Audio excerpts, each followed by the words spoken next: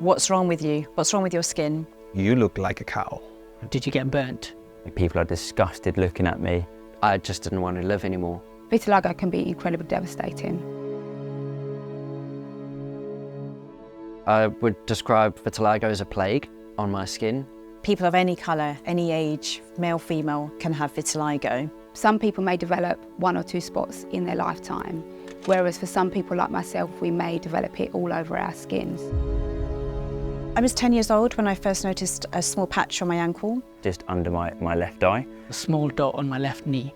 Into my 20s and 30s, it rapidly increased and spread. I had it down my neck. My elbow. My arms, my legs. My face, of course, that was the biggest hit. People don't necessarily realise that I'm Indian, so the colour I am now means I have no melanin in my skin whatsoever. When you notice that patches have grown or appeared, it's devastating. When I was diagnosed, I phoned my mother and I said, I don't want to live like this anymore.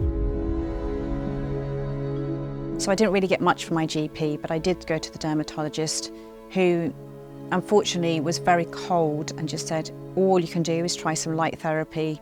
And it was painful. I looked at ridiculous treatments. I went to Germany to have homeopathic treatment to see if my chakras weren't aligned. And I would apply layers of camouflage makeup. It would melt in the sun. What I found as an alternative was just markers. I had the brown markers, but I just use and paint my nose, like in my face especially. I really disliked it when people stared at me because it made me feel so self-conscious. I tend to actually lift up my face. I felt being really judged. Black kids on the block were not really keen to approach me.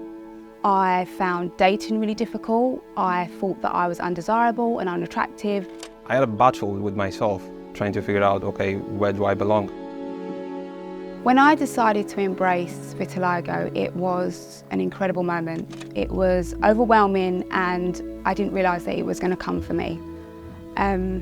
It took me a good 20 years to fully accept myself. I got approached by a photographer asking me, have you ever considered taking pictures of yourself? Your skin looks interesting.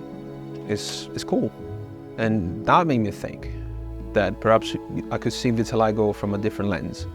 It took a lot. It took a lot.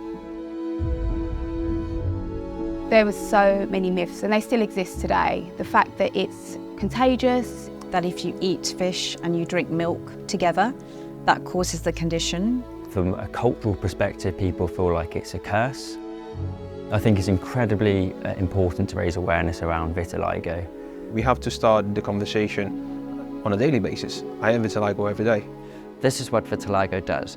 This is how it portrays, and this is how it makes people feel. there is no normal. Everybody's different, everybody's unique. Everyone's perfect in their own way.